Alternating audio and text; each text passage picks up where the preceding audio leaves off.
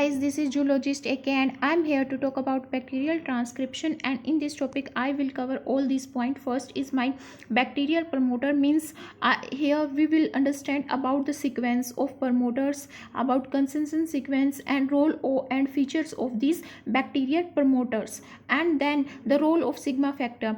As we know that, as I talked in my previous video, that sigma factor convert core subunit of RNA polymerase into holo enzyme that will initiate transcription in case of prokaryotes, and then transition of closed complex to open complex, where the double helical structure converted into single strand by disrupting the base pairs, so that the RNA polypeptide chain synthesis can start by RNA polymerase. And then initiation of transcription. How does this RNA polymerase bind to the double helical structure and convert into open complex, and then start the transcription or start the synthesis of mRNA polypeptide by binding two nucleotide sequence there, and initial transcription, and then elongation of mRNA chain, and then how does this RNA polymerase become arrested and need removing after synthesis of mRNA chain or transcription of the complete sequence of that particular gene. And last is termination of transcription. When any gene is transcribed completely, it need to stop transcription. So how does this transcription process is terminated in case of prokaryotes? We are going to discuss all these points in this topic. तो जैसे कि हमें पता है कि जब हमारा transcription process होती है तो जो आरएनए पॉलीमरेज होता है वो इनिशिएट करता है ट्रांसक्रिप्शन को प्रमोटर पे, और जो यहाँ पे जो आरएनए पॉलीमरेज होता है वो होलो एंजाइम की फॉर्म में बाइंड होता है। और होलो एंजाइम क्या होता है? Core enzyme plus sigma factor. जैसे कि हमने बात की थी हमारी प्रीवियस वीडियो में, जहाँ पर मैंने इंट्रोडक्शन दिया था ट्रांसक्रिप्शन का, वहाँ पे मैंने बात की थी कि जो बीटा है, beta dash alpha two alpha सब यूनिट होती है, एक बीटा और एक बीटा डैश होती है, एक ओमेगा सब यूनिट होती है, एक सिग्मा सब यूनिट होती है।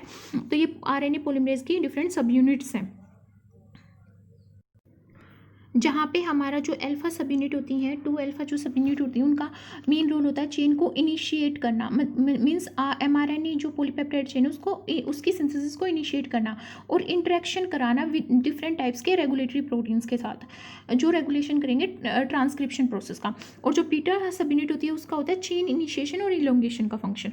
और बीटा डेक्स होती है जो हमें डीएनए से बाइंड कर, जो आरएनए पॉलीमरेज है उसको जो प्रमोटर साइट है वहाँ पे जो प्रमोटर डीएनए पे प्रेजेंट होता है तो उस प्रमोटर से बाइंड करवाती है, ये डीएनए बाइंडिंग करवाती है ये बीटा डैश सब यूनिट। और जो सिग्मा फैक्टर है इसका प्रमोटर को रिकॉग्निशन करने में मेन रोल होता है। तो यहाँ पे जो बीटा डैश और दो अल्फा सब यूनिट और ओमेगा जो सब यूनिट है ये मिलके कोर एंजाइम बनाते हैं। और जब यहाँ से सिग्मा सब यूनिट बाइंड हो जाती है, जो कि प्रोकैरियोट्स में मेनली जो प्रीडोमिनेंट स्टेट होती है वो होती है सिग्मा 70। तो सिग्मा 70 जब यहाँ पे बाइंड हो जाएगी तो ये होलो एंजाइम बन जाएगा, और होलो एंजाइम जाके प्रमोटर से बाइंड हो जाएगा और इनिशिएट कर देगा हमारे ट्रांसक्रिप्शन को। तो हमें आरएनए पॉलीमरेज की प्रमोटर से बाइंडिंग को समझने के लिए कि क्या मैकेनिज्म होता है, कैसे ये आरएनए पॉलीमरेज प्रमोटर से जाके बाइंड हो जाता है, हमें प्रमोटर की सीक्वेंस को समझना होगा। और हमें ये समझना होगा कि कैसे हम ये करेक्टराइज करते हैं कि ये यूकैरियोटिक प्रमोटर और ये प्रोकैरियोटिक का प्रमोटर है। तो जो प्रमोटर होता है वो कुछ nothing, promoter is nothing but to conserve sequence. As you can see here in the violet colour, these are represented conserved sequence, each of 6 nucleotide, means each one is about 6 nucleotide base pair that is separated by 70 to 19 base pairs. And how does this promoter sequence were identified? These ये जो promoter sequence है ये mostly consensus sequence को consist करते हैं। consensus sequence क्या होते हैं?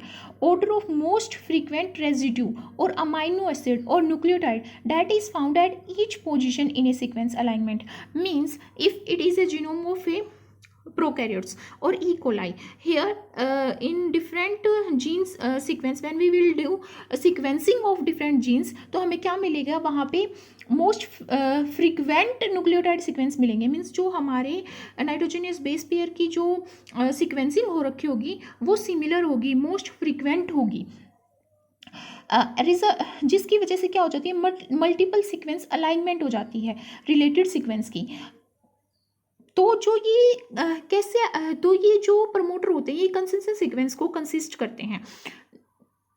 और जो प्रोकैरियोट्स में जो कंसेंसस सीक्वेंस होता है वो होता है टी ए टी सीक्वेंस होता है, और जो टाटा होता है वो किस में होता है, प्रोकैरियोट्स में, और जो यूकैरियोट्स में होता है टी होता है।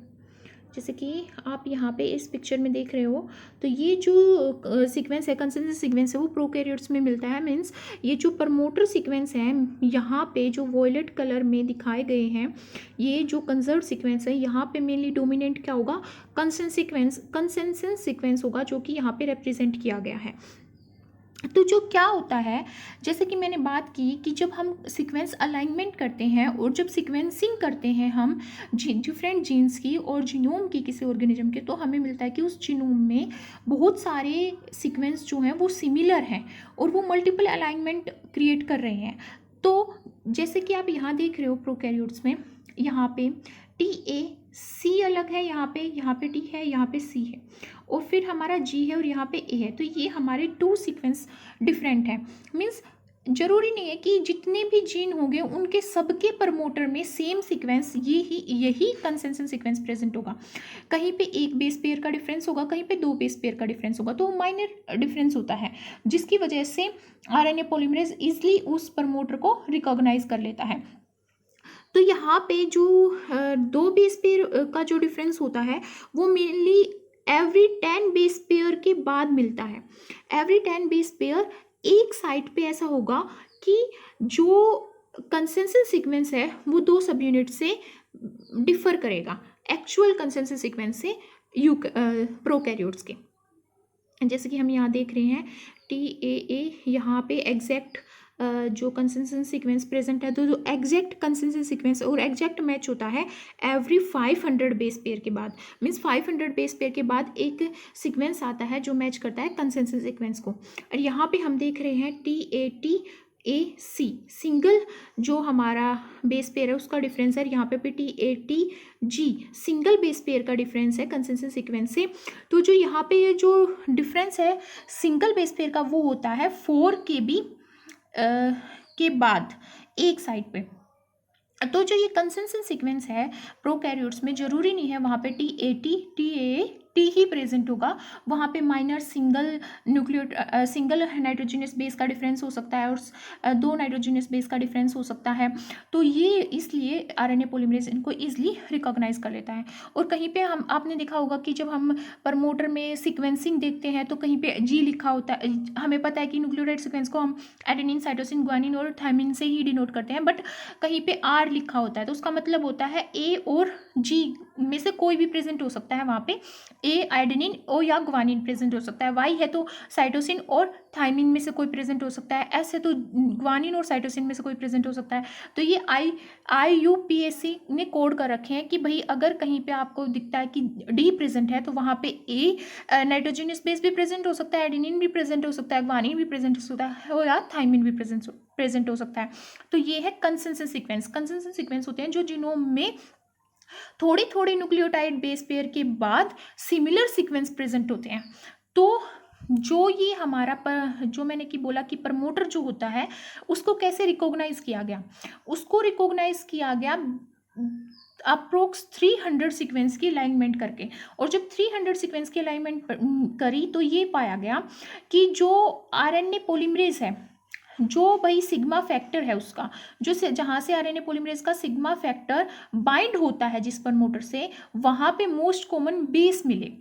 और वो कहाँ पे मिले, -35 वाली पोजीशन पे और -10 वाली पोजीशन पे। और ये -35 और -10 वाली पोजीशन क्या है, ये प्रमोटर सीक्वेंस है। मीन्स जो हमारा प्रोकैरियोट्स का प्रमोटर सीक्वेंस होता है उसमें डिफरेंट साइट होती है, जैसे -35 -10 +1।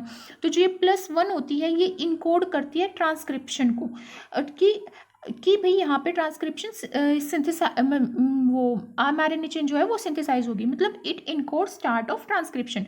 और जो ये -35 और -10 है यहाँ पे ट्रांसक्रिप्शन स्टार्ट होता है। और जो बीच में यहाँ पे 17 to 19 न्यूक्लियोटाइड बेस पे प्रेजेंट होते हैं उनका यहाँ वो वेरी कर सकते हैं, उनका कोई भी सीक्वेंस प्रेजेंट हो सकता है और उनका कोई भी रोल नहीं होता यहाँ पे आरएनए पॉलीमरेज को बाइंड करने का या ट्रांसक्रिप्शन को करने का। और फिर यहाँ पे दिखाया गया है डिफरेंट टाइप्स के प्रमोटर होते हैं, जैसे कि यहाँ पे दिखाया गया है कि जो -10 सीक्वेंस है वो एक्सटेंडेड है। यहाँ पे एक्सटेंडेड का मीनिंग है कि जो हमारा अनदर क्लास है सिग्मा फैक्टर की, सिग्मा 70 प्रमोटर्स की, वो लेक कर रहे हैं। मीन्स यहाँ पे जो -35 है वो तो लेक है, मीन्स वहाँ पे ये गायब है। -35 जो रीजन है प्रमोटर पे वो गायब है, और एक एक्सटेंडेड 10 सीक्वेंस और रीजन प्रेजेंट है, जिसको जो सिग्मा 70 सब यूनिट है आरएनए पॉलीमरेज की वो रिकॉग्नाइज कर लेगी और ट्रांसक्रिप्शन को स्टार्ट कर देगी -10 रीजन पे। और ये यूपी एलिमेंट का यहाँ पे क्या मतलब है? यूपी एलिमेंट एक एडिशनल डीएनए एलिमेंट होता है जो आरएनए पॉलीमरेज को बाइंड करता है, और ये स्ट्रॉन्ग बाइंडिंग करता है। जहाँ पे भी यूपी एलिमेंट प्रेजेंट होता है तो उसको कहते हैं कि हम ये प्रमोटर जो है प्रोकैरियोट्स में और किसी बैक्टीरिया में ये स्ट्रॉन्ग प्रमोटर है। और यहाँ पे ये डिफरेंट टाइप्स के दिखाए गए हैं कि किसी प्रमोटर में सिर्फ हमारा -35 और -10 वाला रीजन प्रेजेंट हो सकता है, किसी में एडिशनल यूपी एलिमेंट प्रेजेंट हो सकता है जिस जो बनाता है प्रमोटर को स्ट्रॉन्ग, और कहीं पे ये जो -35 वाला रीजन है वो अब्सेंट होके यहाँ पे -10 वाला जो रीजन है वो एक्सटेंडेड फॉर्म में प्रेजेंट होगा, जहाँ पे ट्रांसक्रिप्शन स्टार्ट हो जाएगा। और किसी सीक्वेंस में -35 भी प्रेजेंट होगा और -10 सीक्वेंस भी प्रेजेंट होगा, पर एक एडिशनल डिस्क्रिमिनेटर प्रेजेंट होगा। ये डिस्क्रिमिनेटर क्या है? Present down stream from the -10 element, it is a DNA element that bind RNA polymerase, and here our transcription can start। तो जो ये प्रोसेस है, ये जो प्रमोटर सीक्वेंस है, ये डिफरेंट हो सकते हैं by UP element, by extended 10 और डिस्क्रिमिनेटर। ये सारे जो प्रमोटर यहाँ पे दिखाए गए हैं, शो किए गए हैं पिक्चर में, ये सारे प्रोकैरियोट्स में मिलते हैं। तो ये जो प्रमोटर हैं इन सब में यहाँ पे -35 -10 वाले रीजन में ये यहाँ पे कंसेंसस सीक्वेंस प्रेजेंट होते हैं। तो ये जो कंसेंसस सीक्वेंस है, इन्हीं की आइडेंटिफिकेशन के थ्रू ये आइडेंटिफाई किया गया कि जहाँ पे आरएनए पॉलीमरेज की सिग्मा सब यूनिट बाइंड होती है वही प्रमोटर है। और वो कैसे आइडेंटिफाई किया गया? अप्रोक्स 300 सीक्वेंस अलाइनमेंट करी गई जहाँ पे आरएनए पॉलीमरेज की सिग्मा सब यूनिट बाइंड हुई थी। तो क्या पाया? ये मिला कि भाई जहाँ पे सिग्मा सब यूनिट बाइंड होती है वहाँ पे कंसेंसस सीक्वेंस प्रेजेंट है। और दूसरा जो उन्होंने इसको आइडेंटिफाई किया कि ये प्रमोटर है, वो किया सेलेक्स प्रोसेस से। सेलेक्स होता है systematic evolution of ligand by exponential enrichment, एक technique for producing oligonucleotide of either RNA और DNA that can specifically bind to a target ligand. जैसे कि यहाँ पे लाइगेंड क्या है? हमारा सिग्मा सब यूनिट आरएनए पॉलीमरेज की। सो ऐसे हमारे जो जो हमारे प्रमोटर्स हैं वो आइडेंटिफाई किए गए, और these are the structures of different promoters that are present in the prokaryotes. तो यहाँ पे जो ये स्ट्रक्चर शो किया गया है ये क्रिस्टल स्ट्रक्चर है आरएनए पॉलीमरेज का, जिसमें जो ये वायलेट कलर से रिप्रेजेंट कर रहे हैं, ये कलर जो रिप्रेजेंट कर रहे हैं ये है हमारा यहाँ पे सिग्मा फैक्टर को रिप्रेजेंट कर रहा है। जो ग्रे कलर है यहाँ पे ये रिप्रेजेंट कर रहा है हमारे कोर एंजाइम्स को, क्योंकि जो हमारा जो आरएनए पॉलीमरेज है वो होलो एंजाइम्स की फॉर्म में ही जाके आरएनए जो वो होता है हमारी प्रमोटर होता है बैक्टीरिया में, वहाँ पे जाके बाइंड होता है और इनिशिएट करता है ट्रांसक्रिप्शन को।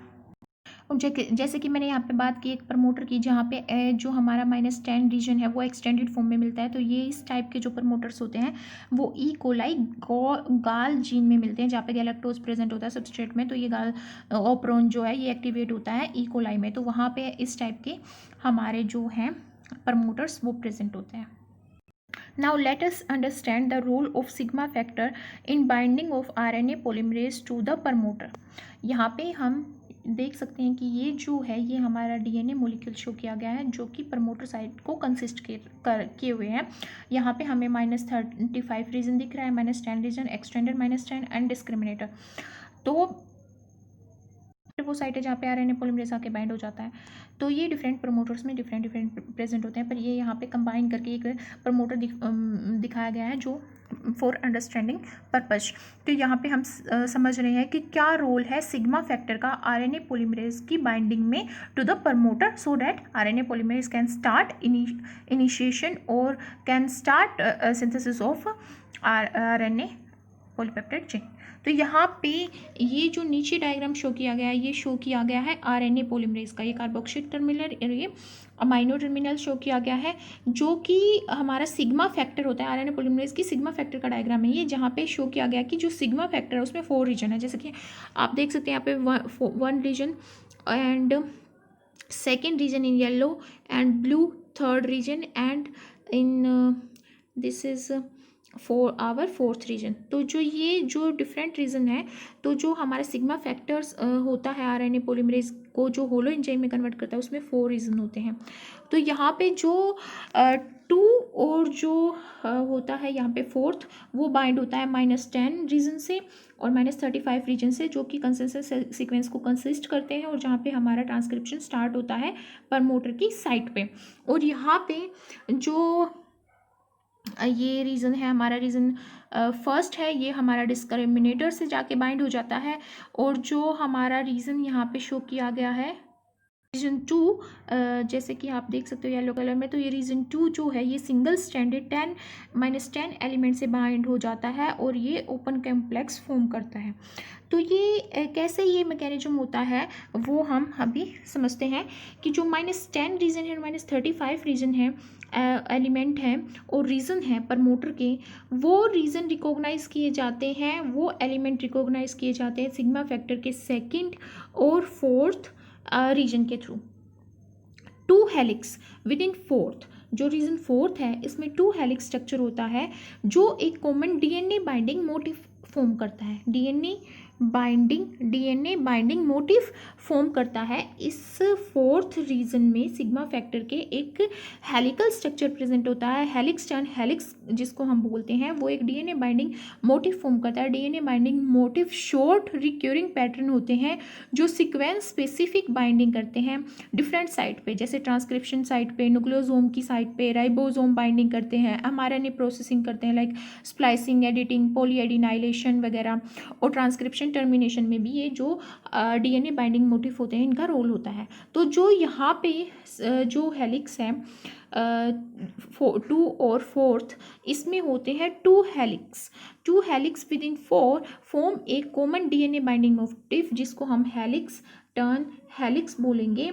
And other helix like top of the groove, जो डीएनए का ग्रूव होता है, मेजर ग्रूव माइनर ग्रूव होता है, तो वहाँ पे ये टॉप साइड में अदर हेलिक्स क्या करते हैं, कांटेक्ट बनाते हैं डीएनए मॉलिक्यूल के साथ।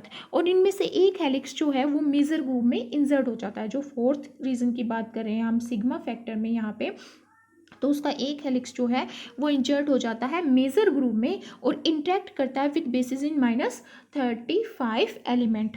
ये जो शो किया गया, ये डीएनए एलिमेंट शो किया गया है, तो मेजर ग्रूव में इस -35 एलिमेंट से जाके इसका इस फोर्थ रीजन का, जो कि सिग्मा फैक्टर का फोर्थ रीजन है, वो जाके मेजर ग्रूव में इंसर्ट हो जाता है और कांटेक्ट बना लेता है और इंटरेक्ट करता है -35 वाले जो प्रमोटर की कंसेंसस सीक्वेंस है उसके बेस पेयर के साथ।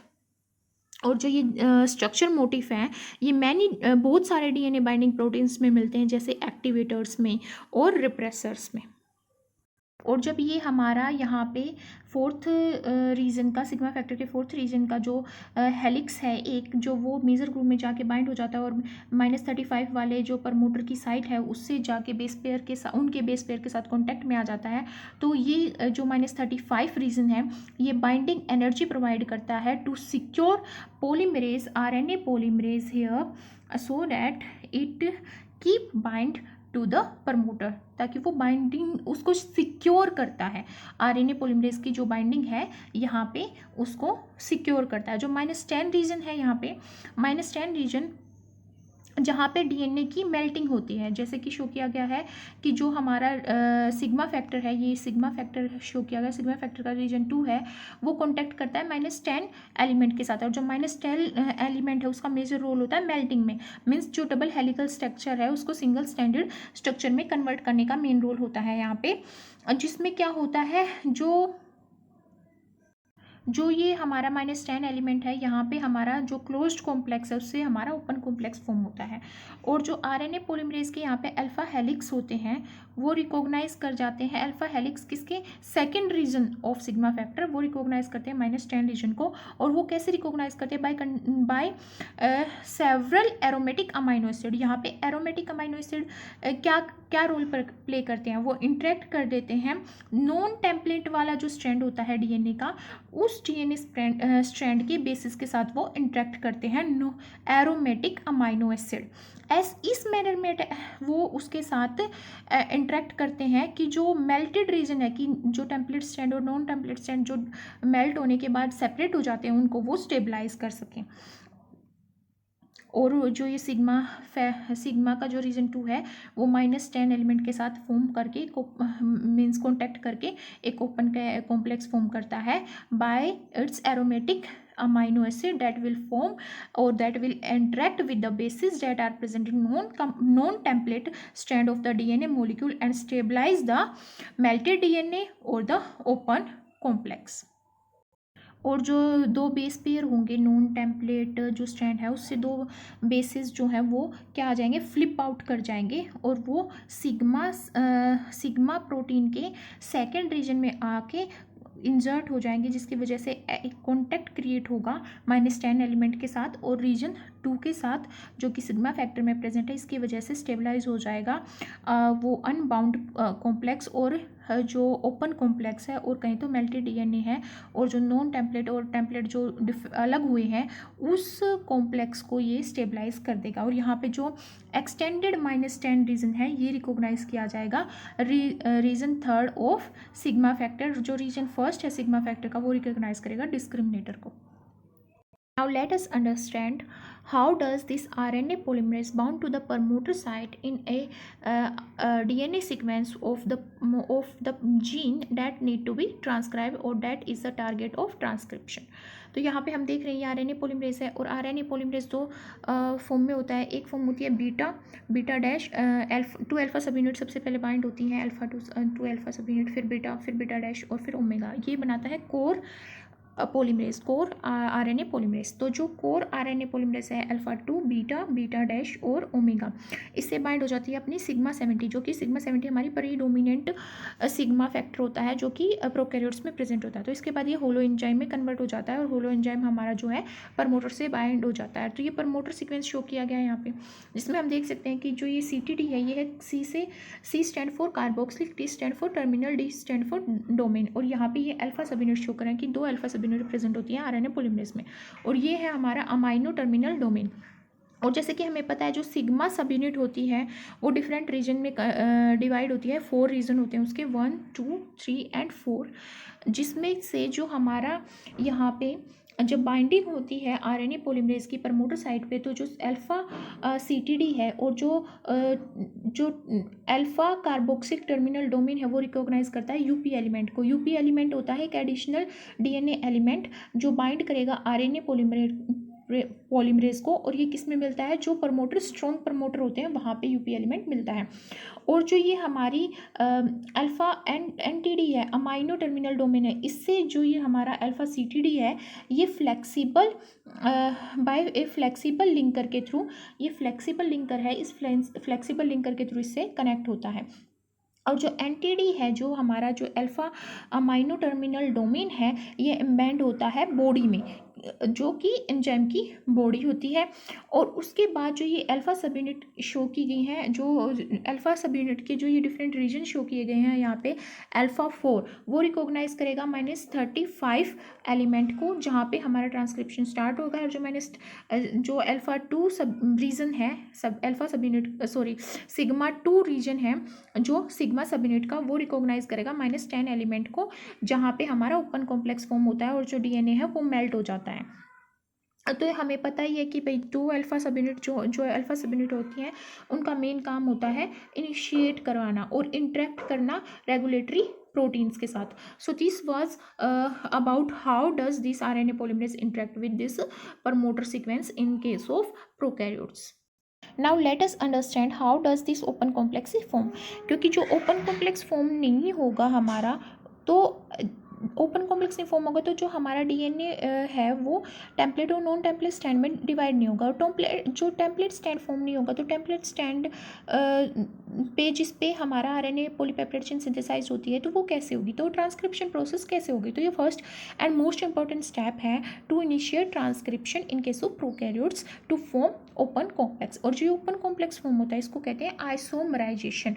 और ये कैसे फॉर्म होता है, ये फॉर्म होता है कन्फर्मेशनल चेंज की वजह से, जहाँ पे आरएनए पॉलीमरेज जो है आरएनए पॉलीमरेज जो है वो यहाँ डीएनए पे बाइंड होता है प्रमोटर साइड पे। प्रमोटर और आरएनए पॉलीमरेज में जब कन्फर्मेशनल चेंज आता है तो ओपन कॉम्प्लेक्स फॉर्म होता है। और जो ये आइसोमराइजेशन प्रोसेस है वो इरिवर्सिबल है, मीन्स ये रिवर्सिबल नहीं है, इरिवर्सिबल है। इसका मतलब है कि जो ओपन कॉम्प्लेक्स फॉर्म हो गया वो पहले ट्रांसक्रिप्शन करेगा, उसके बाद टर्मिनेशन के बाद दोबारा से क्लोज्ड कॉम्प्लेक्स फॉर्म होगा और double helical DNA structure form होगा। बट जो क्लोज्ड कॉम्प्लेक्स होता है वो रिवर्सिबल स्ट्रक्चर होता है, क्योंकि उसके बाद ओपन कॉम्प्लेक्स फॉर्म होना होता है ताकि ट्रांसक्रिप्शन हो जाए। और यहाँ पे जो ये आइसोमराइजेशन की प्रोसेस है वो एटीपी हाइड्रोलाइसिस पे डिपेंड नहीं करती, वो इंडिपेंडेंट है उस पर, means it does not require ATP hydrolysis. और एटीपी हाइड्रोलाइसिस की जरूरत नहीं है। तो जो ये ओपन कॉम्प्लेक्स फॉर्म करने वाली जो प्रोसेस है वो एनर्जी एफिशिएंट प्रोसेस है। तो जो यहाँ पे हमें दिखाई दे रहा है, ये दिखाई दे रहा है टैग आरएनए पॉलीमरेज, जो कि थर्मस एक्वाटिकस से लिया गया है। और थर्मस एक्वाटिकस जो बैक्टीरिया है जिससे हम टैग आरएनए पॉलीमरेज यूज़ करते हैं वो पीसीआर में यूज़ करते हैं, पॉलीमरेज चेन रिएक्शन में, जब हम क्लोनिंग करते हैं, क्योंकि वो हाई टेम्परेचर पे भी क्या रहता है, स्टेबल रहता है। और जो यहाँ पे ब्लू कलर में शो किया गया है ये हमारा डीएनए मॉलिक्यूल है, जो यहाँ पे -10 एलिमेंट और -35 एलिमेंट शो किए गए हैं, प्रमोटर साइड शो की गई है, जहाँ पे कंसिस्टेंट सीक्वेंस प्रेजेंट है। और ये सिग्मा 2 और सिग्मा 4 जो रीजन है सिग्मा सब यूनिट के, जो कि -10 एलिमेंट से और -35 एलिमेंट से बाइंड होते हैं। तो जो ये सिग्मा 2 सब यूनिट है, जो इसमें क्या होते हैं, 2 पॉकेट होते हैं। ये जो सिग्मा 2 रीजन है, जो रीजन है सिग्मा रीजन 2 जो है वो उसमें 2 पॉकेट होते हैं, वो बाइंड करते हैं फ्लिप आउट बेस से। फ्लिप आउट बेस में जो बेस फ्लिप आउट कर जाते हैं, जैसे कि यहाँ पे शो किया गया है कि ये जो ए बेस है A11 और जो ये T7 है, ये जो बेस है फ्लिप आउट कर गए हैं। इन फ्लिप आउट करने की वजह से -10, और ये कहाँ से फ्लिप आउट करते हैं, जो -10 एलिमेंट है उसके नॉन टेम्पलेट स्टैंड से। ये तो हमारा टेम्पलेट स्टैंड है और ये नॉन टेम्पलेट स्टैंड है -10 एलिमेंट का, जो कि प्रमोटर पे प्रेजेंट है। इससे ये फ्लिप आउट कर जाते हैं, जिसकी वजह से जो डबल हेलिकल स्ट्रक्चर वो सिंगल स्टैंडर्ड में स्ट्रैंड में कन्वर्ट हो जाता है, टेम्पलेट और नॉन टेम्पलेट स्टैंड में। और इसकी वजह से क्या हो जाता है, ओपन कॉम्प्लेक्स फॉर्म हो जाता है। तो यहाँ पे जो येलो कलर में शो किया गया है, ये जो येलो कलर शो हो रहा है, ये येलो कलर शो कर रहा है कि जो डीएनए डबल स्टैंडर्ड डीएनए है वो सिंगल स्टैंडर्ड डीएनए में कन्वर्ट हो गया और ओपन कॉम्प्लेक्स फॉर्म कर दिया। और जो यहाँ पे A11 और T7 शो किए गए हैं, फ्लिप आउट बेस शो किए गए हैं, जिसकी वजह से ओपन कॉम्प्लेक्स फॉर्म हो गया है। तो ये जो ग्रे कलर में शो की गई है sigma region 2 of sigma subunit है, जो कि सिग्मा सब यूनिट का रीजन 2 है। जैसे कि हमें पता है कि जो सिग्मा सब यूनिट है उसमें 4 रीजन होते हैं। और जो यहाँ पे रेड एरो शो कर रहे हैं, ये जो रेड एरो हैं, ये रेड एरो शो कर रहे हैं फ्लिप आउट बेस, जैसे A11 और T7। As you can see here, this is the -10 element. -10 element वो प्रमोटर का एलिमेंट है जहाँ पे ओपन कॉम्प्लेक्स फॉर्म होता है। और ये शो कर रहा है sigma region 2, means sigma subunit का रीजन 2, जो किससे बाइंड करेगा यहाँ पे, जैसे कि हम यहाँ पे देख सकते हैं कि ये डबल स्टैंडर्ड डीएनए की फॉर्म में बाइंड हो रहा है।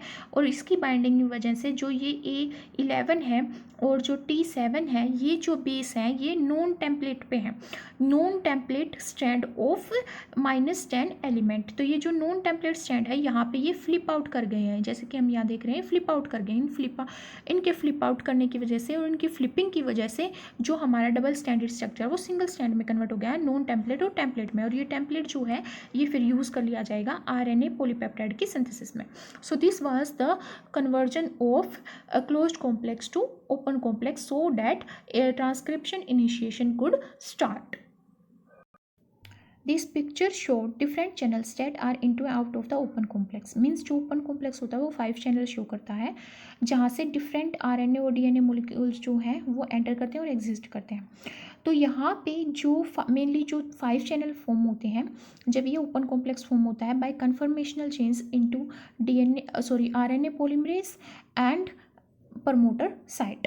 तो जो कन्फर्मेशनल चेंज की वजह से ओपन कॉम्प्लेक्स फॉर्म होता है, ये 5 चैनल क्रिएट करता है। फर्स्ट जो चैनल होता है वो होता है NTP Uptake channel. NTP Uptake channel means जहाँ से राइबोन्यूक्लियोटाइड जो है वो क्या करेंगे, एंटर करेंगे एक्टिव सेंटर पे। और जो एक्टिव सेंटर होता है वो बीटा और बीटा डैश के थ्रू, जो बीटा और बीटा डैश सब यूनिट होती हैं आरएनए पॉलीमरेज की, उनके थ्रू फॉर्म किया जाता है। और जो राइबोन्यूक्लियोटाइड है वो इसलिए एंटर करते हैं ताकि वो बाइंड होके बेस कंप्लीमेंट्री बेस पेयरिंग के थ्रू आरएनए चेन क्या कर सके, फॉर्म कर सके और आरएनए पॉलीपेप्टाइड फॉर्म कर सके। तो यहाँ पे जो सेकंड चैनल होता है वो होता है आरएनए एग्जिट चैनल। और जो थर्ड चैनल होता है, और जो बाकी के 3 जो चैनल बच जाते हैं वो करते हैं डीएनए की एंट्री और एग्जिट फ्रॉम द एंजाइम्स। और यहाँ पे different sigma subunit show की गई हैं और प्रमोटर साइट शो की गई है, -10 एलिमेंट शो किया गया है। और ये अपस्ट्रीम डीएनए और डाउनस्ट्रीम डीएनए है। जो अपस्ट्रीम डीएनए होता है वो होता है कि जो ऑलरेडी ट्रांसक्राइब किया जा चुका है, मीन्स यहाँ से अपस्ट्रीम से, यहाँ से आरएनए पॉलीमरेज होता हुआ ट्रांसक्रिप्शन करता हुआ यहाँ तक आ गया है। मीन्स ये जो रीज़न है और ये जो सीक्वेंस आरएनए पॉलीमरेज का वो ऑलरेडी ट्रांसक्राइब किया जा चुका है। और जो डाउनस्ट्रीम डीएनए है वो डिनोट करता है वो डीएनए सीक्वेंस जहाँ अभी ट्रांसक्रिप्शन करना बाकी है और जहाँ पे अभी ट्रांसक्रिप्शन नहीं हुआ है। तो जो मेजर चेंज आता है आइसोमराइजेशन के बाद, जो आइसोमराइजेशन जैसे कि मैंने बोला कि जो ये ओपन कॉम्प्लेक्स फॉर्मेशन की जो प्रोसेस है प्रोकैरियोट्स में, इसको आइसोमराइजेशन नाम दिया गया है। तो जो मेन स्ट्रक्चर चेंज है वो आते हैं एंजाइम में जब ओपन कॉम्प्लेक्स फॉर्म हो जाता है और ये आइसोमराइजेशन प्रोसेस हो जाती है। पहला होता है प्रिंसर फॉर्मेशन, बीटा और बीटा डैश जो प्रिंसर फॉर्मेशन हो रही हैं ये फॉर्म हो रही है फ्रंट पे, जो एंजाइम है उसके फ्रंट पे फॉर्म हो रही है। और ये क्लैंप फॉर्म कर रही है, क्लैंप अप क्लैंप और डाउन क्लैंप। और यहाँ पे इसके बाद शो किया गया है सिग्मा 1,1। और जो ये सिग्मा 1,1 रीजन है, ये जो रीजन है ये एक्टिव सेंटर में लाई करता है। बीटा बीटा डैश वाली सब यूनिट में एक्टिव सेंटर में लाई करता है। होलो एंजाइम की हमें पता है कि जो कोर एंजाइम है सिग्मा 2 सब यूनिट और ये अल्फा 2 सब यूनिट, बीटा बीटा डैश सब यूनिट और ओमेगा सब यूनिट, जब इससे हमारे सिग्मा सब यूनिट बाइंड हो जाती है तो होलो एंजाइम फॉर्म करता है। तो जो होलो एंजाइम है उसका जो एक्टिव सेंटर वो है सिग्मा 1,1 रीजन, और इस रीजन से कोई भी डीएनए बाउंड नहीं होता।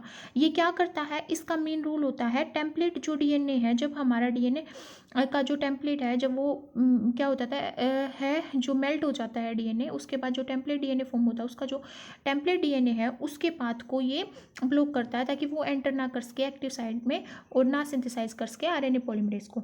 पर जब ओपन कॉम्प्लेक्स फॉर्म हो जाता है तो ये जो रीजन है 1,1 जो रीजन है सिग्मा सब यूनिट का शिफ्ट हो जाता है 15 एंगस्ट्रॉम। और जब ये 50 एंगस्ट्रॉम शिफ्ट हो जाता है तो ये अलो करता है टेम्पलेट डीएनए को टू द क्लेफ्ट। जो ये क्लिफ्ट फॉर्म करे गए हैं एक्टिव साइट में बीटा बीटा डैश प्रिंसर के थ्रू, यहाँ पे वो एक्टिव कर जाता है। और जो ये जो ये सिग्मा 1,1 रीजन जो होता है 1.1 जो रीजन है ये नेगेटिवली चार्ज है और डीएनए भी नेगेटिवली चार्ज होता है। तो जो सिग्मा 1.1 रीजन है सिग्मा सब यूनिट का, ये क्या कहलाता है, मोलिकुलर मिमिक किसका, डीएनए का, क्योंकि ये भी नेगेटिव चार्ज है और वो भी नेगेटिव चार्ज है। पर जो स्पेस होता है एक्टिव क्लिफ्ट के बीच में और जो ये सिग्मा 1.1 रीजन जो होता है वो पॉजिटिव चार्ज होता है। और यहाँ पे जो ग्रे कलर में शो किया गया है, ये ग्रे कलर में जो शो किया गया है ये टेम्पलेट स्ट्रैंड होता है डीएनए का।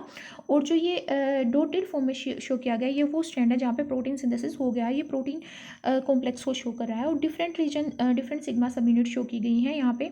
जैसे कि हमें पता है जो सिग्मा 3 होता है वो हमारा जो एक्सटेंडेड -10 एलिमेंट होता है उससे जाके कांटेक्ट करता है। जो सिग्मा 10 होता है वो हमारा -35 जो एलिमेंट होता है प्रमोटर का उससे जाके बाइंड करता है।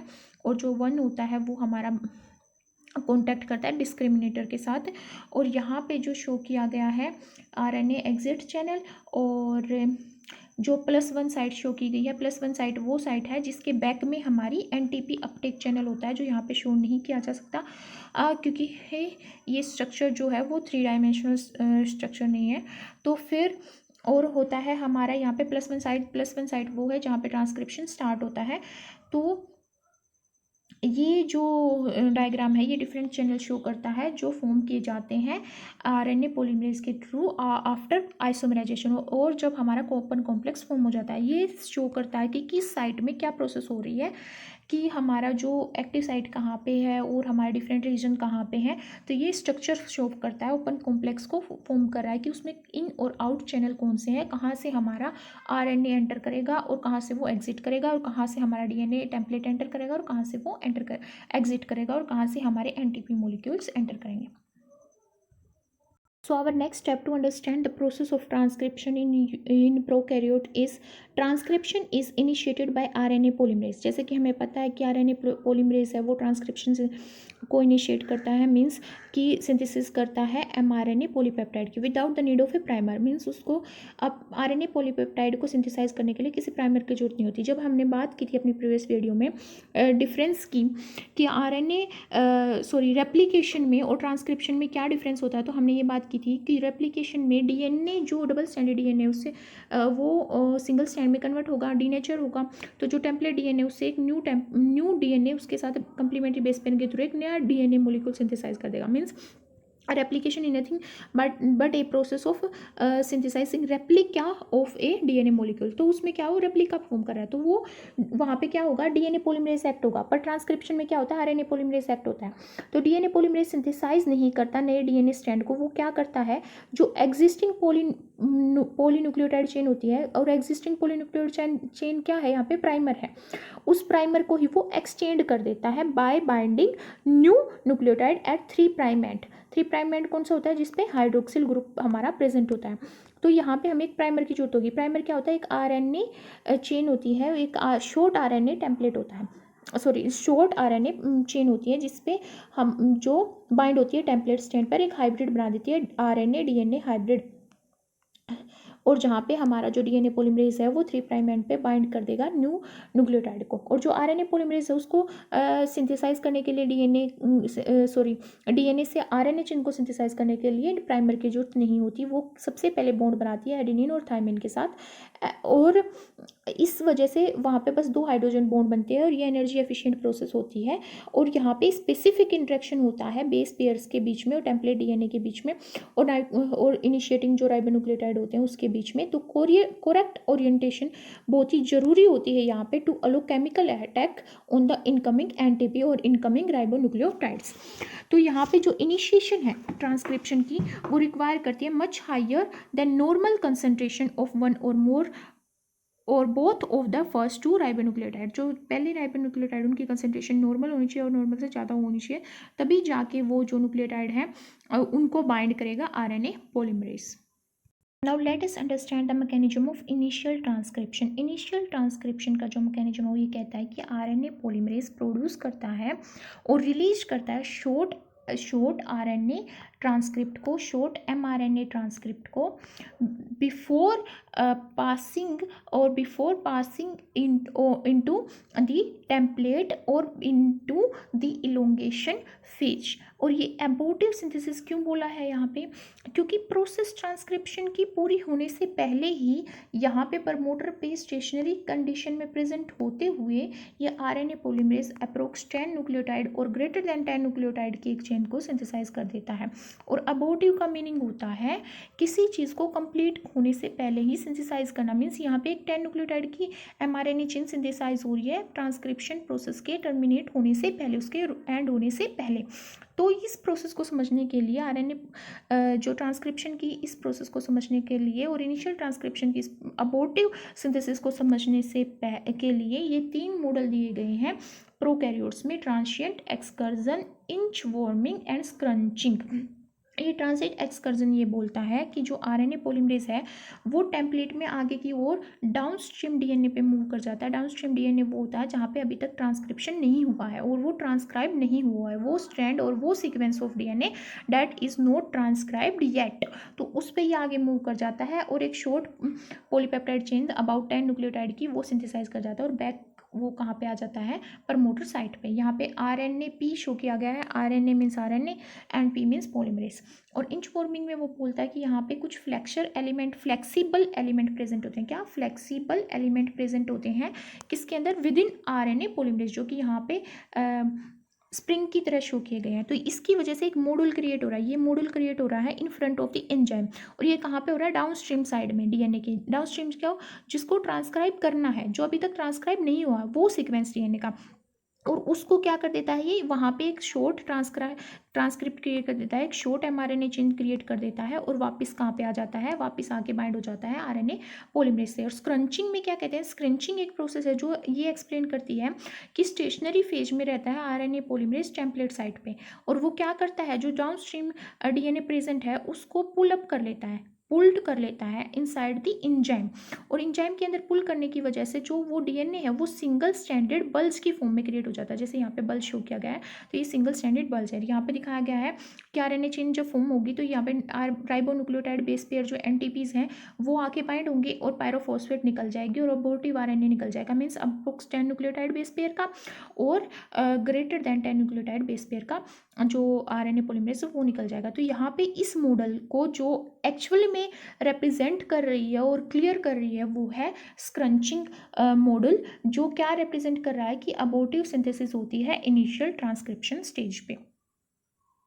Now a question arises, how does this stationary RNA polymerase that is bound in the bound state with promoter, how does this stationary RNA polymerase escape this promoter and cause the elongation of mRNA polypeptide chain?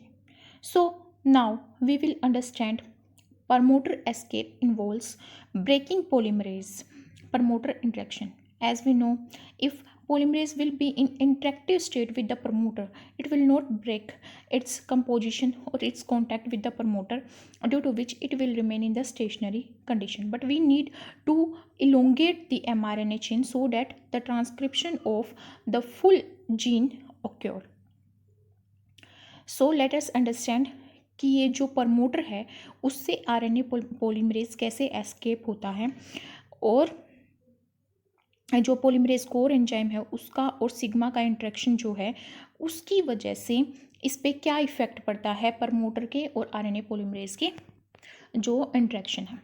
तो जो polymerase है manage to escape from the promoter enter the elongation phase only when it has manage to synthesise a transcript of threshold length of 10 और more nucleotide, means abortive synthesis. जब तक ये अबॉर्टिव synthesis नहीं कर देता और 10 न्यूक्लियोटाइड बेस पेयर की mRNA chain को ये सिंथेसाइज नहीं कर देता तब तक आरएनए पॉलीमरेज एस्केप नहीं करेगा, और उसके बाद वो क्या कर जाएगा, एस्केप कर जाएगा।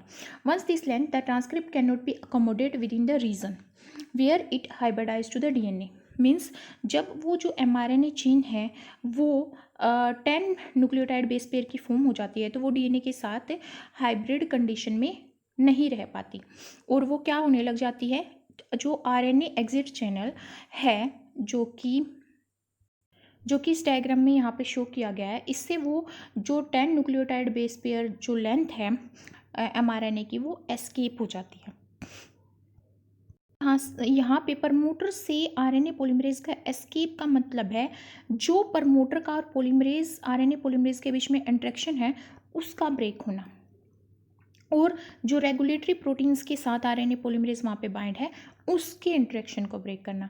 तो यहाँ पे रीजन 3 और 4 जो लिंकर रीजन है सिग्मा फैक्टर में उसका मेन रोल होता है। जो रीजन 3rd और 4th जो लिंकर है वो मिमिक करते हैं आरएनए को। So this region line the middle of RNA exit channel, जो कि हमने अभी इन एंड आउट चैनल में देखा, जो कि आरएनए पॉलीमरेज फॉर्म करता है आइसोमराइजेशन के बाद। तो जो आरएनए एग्जिट चैनल है उसमें लाई करता है 3 और 4th लिंकर रीजन। जैसे कि आप इस पिक्चर में देख सकते हैं ये सिग्मा 3 और 4th लिंकर रीजन है जो लाई कर रहा है आरएनए एग्जिट चैनल में।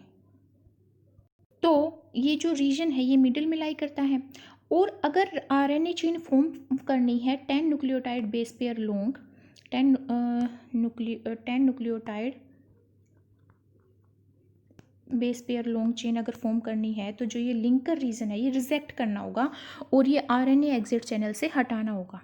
तो इसका जो इजेक्शन है किसका, जो ये 3 और 4th रीजन है सिग्मा फैक्टर का, इसका जो इजेक्शन है ये क्या है, notably account for being more weakly associated with the elongating enzyme than it is with the open complex.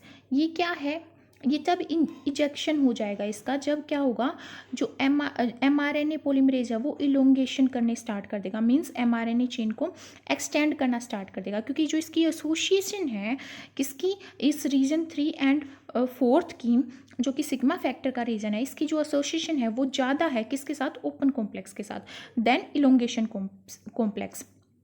और ये क्या है, जैसे ही इलोंगेटिंग कॉम्प्लेक्स फॉर्म होता है, ये अपनी एसोसिएशन जो एग्जिट आरएनए जो रीजन है उसके साथ ये क्या कर लेता है, आरएनए एग्जिट चैनल के साथ अपनी जो एसोसिएशन है उसको ब्रेक डाउन कर देता है। तो यहाँ पे इस प्रोसेस होने के बाद जब इलोंगेशन स्टार्ट होती है तो इजेक्शन हो जाता है 3 एंड 4 रीजन का, जो कि सिग्मा फैक्टर का रीजन है। उसके बाद जो स्क्रंचिंग मॉडल था, जिसने क्या बोला था कि भाई जो आरएनए पॉलीमरेज है वो प्रमोटर पे ही प्रेजेंट होता है स्टेशनरी फेज में, और वो क्या करता है, वो जो डाउनस्ट्रीम में यहाँ पे डीएनए मॉलिक्यूल होता है उसको अपने तरफ क्या करता है, वो अट्रैक्ट करता है और खींच लेता है, जिसकी वजह से क्या फॉर्म हो जाता है, balls, single standard balls form हो जाते हैं आरएनए पॉलीमरेज के अंदर। तो ये जो प्रोसेस है वो क्या हो जाती है, रिवर्स्ड हो जाती है। जैसे ही ये इजेक्ट होगा ये प्रोसेस रिवर्स हो जाएगी। रिवर्स मतलब कि जो आरएनए पॉलीमरेज सिंगल स्टैंडर्ड था वो डबल स्टैंडर्ड हो जाएगा, और जो आरएनए पॉलीमरेज है वो फर्दर मूव कर जाएगा। Means the DNA unwound during scrunching is rewound. जो अनवाउंड हो रखा था, जो सिंगल स्टैंड में था, वो रीवाउंड होकर डबल स्टैंड बना देगा। And believe that this process provide the energy by polymerase to escape the polymerase promoter और कोर इंटरेक्शन।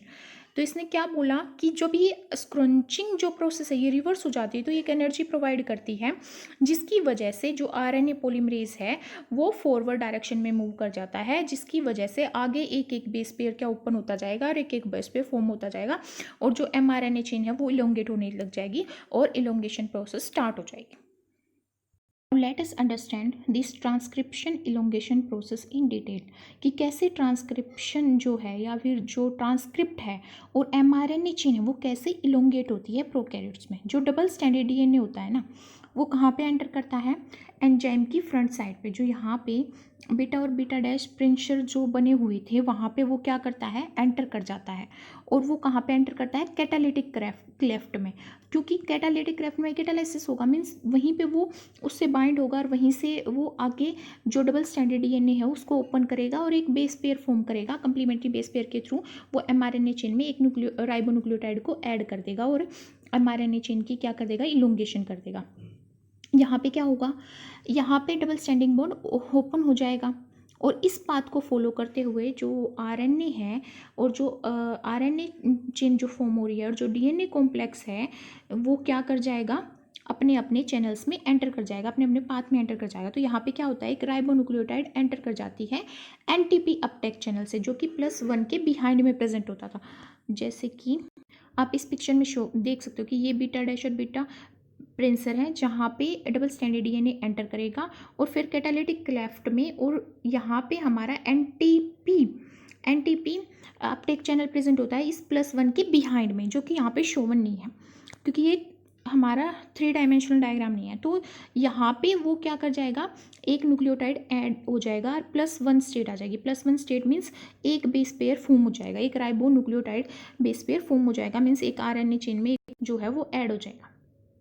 एक टाइम पे जो ग्रोइंग mRNA चेन होती है उसमें केवल 8 to 9 न्यूक्लियोटाइड बेस पेयर ही हो सकते हैं। जैसे कि आप यहाँ देख सकते हो, यहाँ पे 9 न्यूक्लियोटाइड बेस पेयर प्रेजेंट है, और यहाँ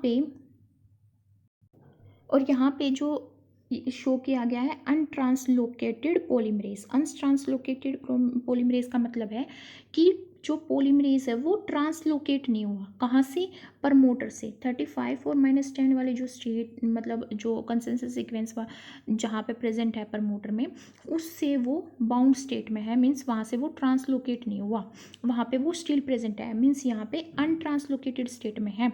it represent here that RNA chain paired with the template, कि आरएनए जो चेन है वो अभी भी पेयर फॉर्म में है टेम्पलेट डीएनए स्ट्रैंड से, और वो कितने बेस पेयर से उसके साथ पेयर्ड में है, 9 बेस पेयर स्ट्रेच से, और वो अभी तक यहाँ से अबोर्ट नहीं हुआ है, अभी तक वो यहाँ से आरएनए चेन जो है वो यहाँ से थ्रेड आउट नहीं हुई है।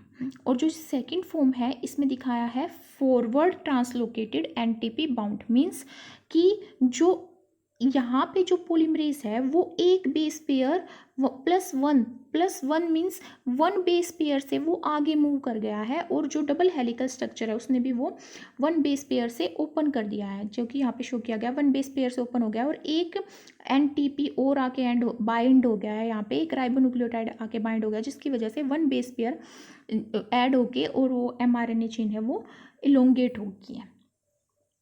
यहाँ +1 शो कर रहा है कि 1 बेस पेयर फॉरवर्ड हमारा जो आरएनए पॉलीमरेज है वो मूव कर गया है।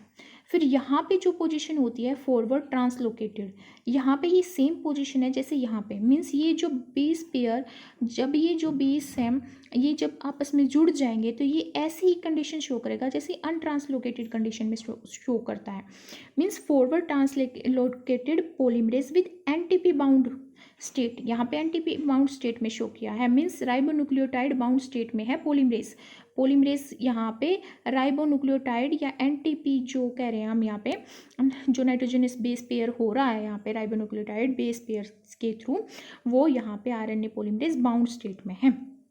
तो यहाँ पे जो पोजीशन शो की गई है वो शो की गई है, डीएनए भी है यहाँ पे, आरएनए भी है यहाँ पे बाउंड स्टेट में, और आरएनए पोलीमरेज भी है। और फिर हमारी जो यहाँ पे स्टेज शो की गई है वो -1 रिवर्स ट्रांसलोकेटेड शो की गई है, मीन्स जो हाइड्रोलाइटिंग एडिटिंग होती है वो हाइड्रोलाइटिंग एडिटिंग दो टाइप की एडिटिंग होती है। जब ट्रांसक्रिप्शन जो प्रोसेस है, जब ट्रांसक्रिप्शन प्रोसेस में इलोंगेशन की प्रोसेस होती है, मतलब mRNA चेन जब इलोंगेट होती है ना, वहाँ पे 2 हाइड्रोलाइटिंग मतलब 2 एडिटिंग होती हैं, मीन्स प्रूफ रीडिंग होती है, वो 2 टाइप से होती हैं। फर्स्ट जो होती है वो होती है पायरोफोस्फोरोलाइटिक एडिटिंग, पायरोफोस्फोरोलाइटिक एडिटिंग। ये एक्सोन्यूक्लियस एक्टिविटी ही होती है। जैसे हम यूकैरियोट्स में पढ़ेंगे कि भाई आरएनए पॉलीमरेज फर्स्ट की क्या है, सेकंड की क्या है, तो वो जैसे वो एक्सोन्यूक्लियस एक्टिविटी करते हैं 3' to 5' डायरेक्शन में, जहाँ पे भी कहीं पे भी इनकरेक्ट बेस पेयर जब रिकॉग्नाइज किया जाता है आरएनए पॉलीमरेज के थ्रू, तो वो क्या करता है, आरएनए पॉलीमरेज को रिवर्स कर देता है, रिवर्स डायरेक्शन में मूव कर देता है। तो आरएनए पॉलीमरेज अपनी जो डायरेक्शन है वो रिवर्स कर देता है 1 बेस पेयर से, एंड जो मिस बेस पेयर होता है उसको एक्साइज कर देता है। मीन्स अगर वो मूव कर रहा है आरएनए पॉलीमरेज यहाँ फर्दर फॉरवर्ड डायरेक्शन में मूव कर रहा है, और एक बेस पेयर जो उसके बिहाइंड बना है, मीन्स अपस्ट्रीम में बना है, यहाँ पे अपस्ट्रीम प्रेजेंट होता है जो पहले से ट्रांसक्राइब हो चुका है, यहाँ पे डाउनस्ट्रीम प्रेजेंट होता है जो ट्रांसक्राइब होना है। तो अगर यहाँ पे अपस्ट्रीम वाली कंडीशन में यहाँ पे एक एक बेस पेयर है वो अगर रॉन्ग हो गया है, तो जो आरएनए पॉलीमरेज जो फॉरवर्ड डायरेक्शन में मूव किया वो बैकवर्ड डायरेक्शन में मूव कर जाएगा, मतलब अपनी डायरेक्शन को वो रिवर्स कर देगा और एक्साइज कर देगा उस मतलब कट कर देगा उस रॉन्ग बेस पेयर को। इसको कह रहे हैं हम पायरोफोस्फोरोलाइटिंग एडिटिंग। और इसको पायरोफोस्फोरोलाइटिंग एडिटिंग ही क्यों कह रहे हैं, क्योंकि ये बैक रिएक्शन कर रहा है। और बैक रिएक्शन कब होगी, हमें पता है जब एक राइबोन्यूक्लियोटाइड या एक एनटीपी जब एक बाउंड होता है तो पायरोफॉस्फेट हमारी लिबरेट होती है, तो ये इसको बैक जो रिएक्शन करेगा इस रोंग बेस पेयर को एक्साइज करने के लिए जो ये बैक रिएक्शन होगी, ये बैक रिएक्शन कैटालाइज करी जाती है रिमूवल ऑफ ये कैटालाइज करी जाती है री इनकॉर्पोरेट करके। री इनकॉर्पोरेट किया जाता है, पायरोफॉस्फेट को यहाँ पे री इनकॉर्पोरेट किया जाता है, जिसकी वजह से जो आरएनए पॉलीमरेज है वो रिवर्स डायरेक्शन में दोबारा से उस बेस पेयर को एक्साइज करके दोबारा से क्या करता है, एक न्यू बेस पेयर वहाँ पे ऐड करता है, न्यू राइबोन्यूक्लियोटाइड और न्यू एनटीपी वहाँ पे ऐड करता है और एक न्यू बेस पेयर फॉर्म होता है। और जो दूसरा मैकेनिज्म है प्रोकैरियोट्स में प्रूफ रीडिंग मैकेनिज्म, वो होता है हाइड्रोलाइटिंग एडिटिंग। क्या होता है, हाइड्रोलाइटिंग एडिटिंग। हाइड्रोलाइटिंग एडिटिंग होती है polymerase backtrack by 1 or more nucleotides and base cleaves the RNA product removing error containing sequence. Means यहाँ पे तो हो रही थी बैक रिएक्शन, जब पायरोफोस्फोरिलाइटिक एडिटिंग हो रही थी वहाँ पे हो रही थी बैक रिएक्शन, जिसमें पायरोफोस्फेट को ऐड किया जाता था, जिसकी वजह से आरएनए पॉलीमरेज एक बेस पेयर पीछे आता था और जो रोंग बेस पेयर है उसको एक्साइज करके एक न्यू बेस पेयर फॉर्म कर रहा था। और जो हाइड्रोलाइटिंग एडिटिंग होती है, जो कि यहाँ पे शो की गई है -1 रिवर्स ट्रांसलोकेटेड, ये क्या है, यहाँ पे पॉलीमरेज बैक ट्रैक करता है। और जो ये बैक ट्रैक है, इसकी वजह से जो रोंग बेस पेयर फॉर्म होंगे ना, वो कैसे क्लीव किए जाएंगे, वो आरएनए प्रोडक्ट को ही क्लीव कर देंगे, जिसकी वजह से जो एरर कंटेनिंग सीक्वेंस है वो क्लीव हो जाए। और ये स्टिमुलेट करा जाता है ग्रीफ फैक्टर के थ्रू। और ये जो ग्रीफ फैक्टर होता है, इसके दो काम होते हैं यहाँ पे।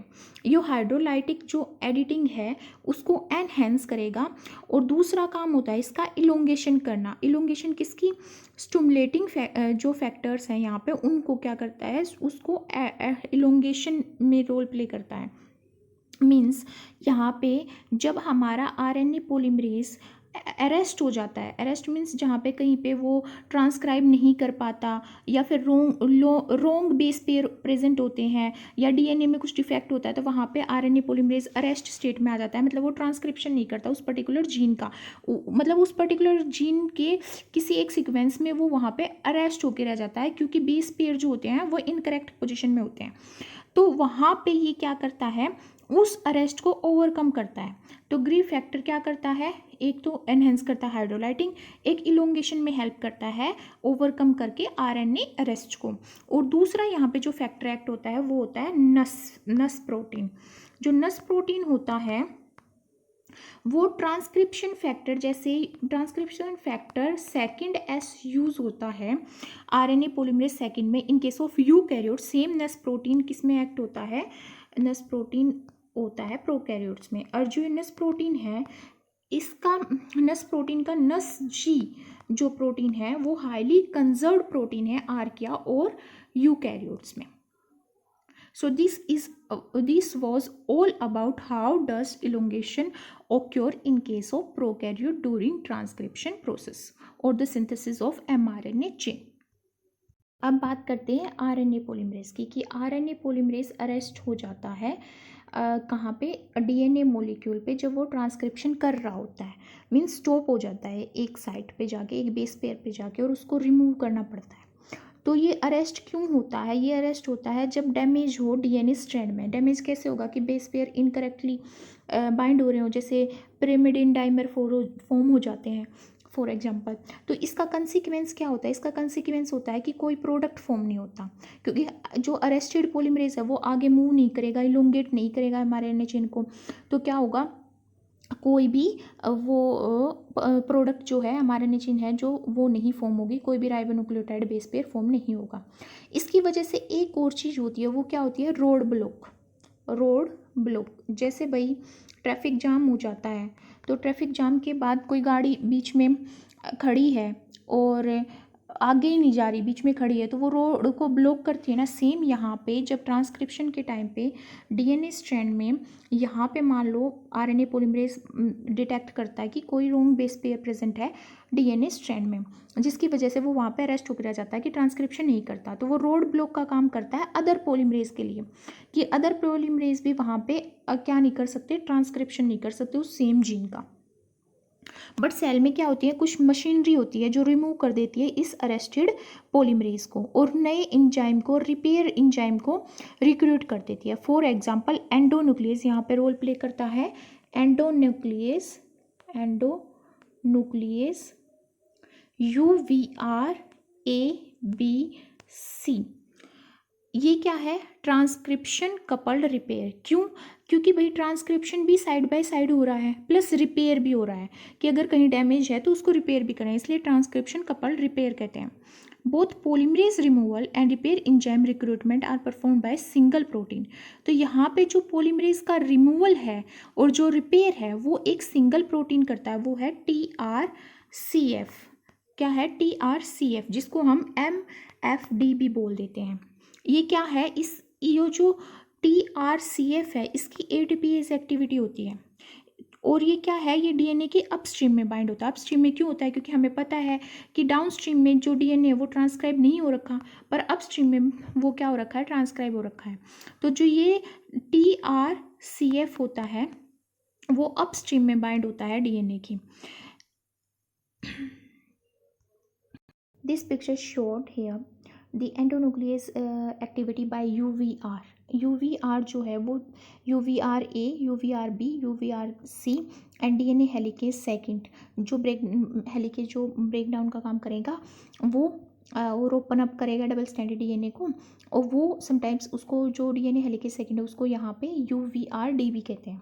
तो यहाँ पे जो RNA पॉलीमरेज है वो अरेस्ट हो जाएगा कहाँ पे, जहाँ पे भी कोई भी लेसन्स प्रेजेंट होगा और कोई रॉन्ग बेस पेयर प्रेजेंट होगा। तो जो MFD है, MFD यहाँ पे जो शो किया गया है, MFD और TRCF वो बाइंड करेंगे RNA पॉलीमरेज से।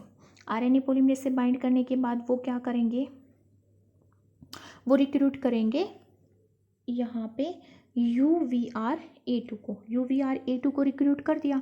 फिर उसके बाद ये जो RNA पॉलीमरेज है वो रिलीज़ कर देगा यहाँ पे सेकंड जो डायग्राम उसमें शो किया गया कि यहाँ पे UVR जो A2 है वो रिमूव हो गया है और डैमेज साइड से, और RNA पॉलीमरेज जो है वो डैमेज साइड पे बाइंड हो गया है।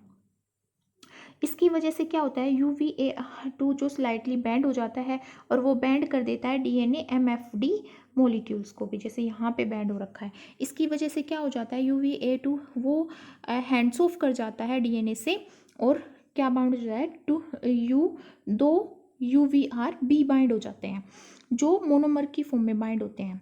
पर जब वो बाइंड होंगे और मोर DNA की और ज़्यादा बेंडिंग करेंगे, जो कि यहाँ पे शो किया गया है, DNA और ज़्यादा बेंड हो जाएगा तो वो जो वरैपिंग UVRA2 है इसको क्या कर देंगे, रिलीज़ कर देंगे। ज़्यादा बेंडिंग होने की वजह से जो UVRA2 है वो क्या हो जाएगा, रिलीज़ हो जाएगा, और जो UVRC है यहाँ पे वो आके बाइंड हो जाएगा UVRB और C कॉम्प्लेक्स के साथ। UVRB जो कि यहाँ पे शो करा गया UVRB और DNA जो कॉम्प्लेक्स है उसके साथ UVRC बाइंड हो जाता है, और ये कैटालाइज करता है ड्यूल इंसिजन, मतलब कि ये दो कट लगाता है जो कि यहाँ पे सीजर के थ्रू शो किए गए हैं, दो कट लगाता है।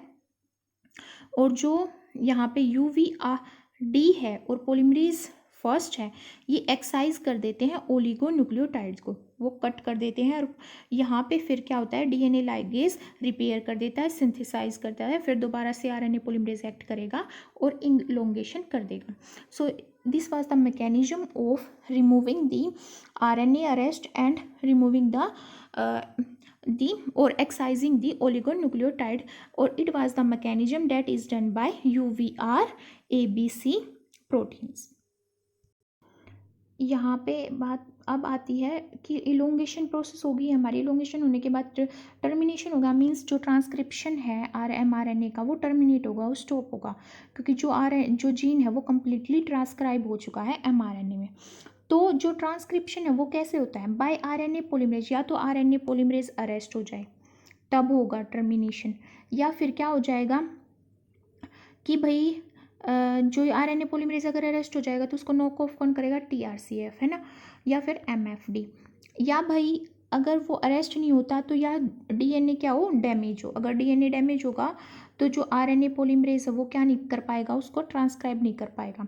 या फिर थर्ड स्टेप होता है कि जो जीन है वो कम्प्लीटली क्या हो गया हो, ट्रांसक्राइब, और एंड पॉइंट आ गया हो जीन के जो बेस पेयर जो प्रेजेंट होते हैं, जो सीक्वेंस प्रेजेंट है जीन में वहाँ पे, और उस एंड ऑफ जीन को क्या बोलते हैं हम, और उस एंड पॉइंट को हम क्या बोलते हैं, टर्मिनेटर्स। मीन्स जो ट्रांसक्रिप्शन साइट है वो टर्मिनेटर्स पे पहुँच गई हो। ये क्या करते हैं, ये करते हैं जिससे इलोंगेटिंग जो पॉलीपेप्टाइड है वो डिसोशिएट हो जाती है DNA से और रिलीज कर देती है mRNA चेन को। तो जो बैक्टीरिया उसमें जो टर्मिनेशन होता है दो टाइप का होता है, एक तो होता है रो डिपेंडेंट और एक होता है रो इंडिपेंडेंट।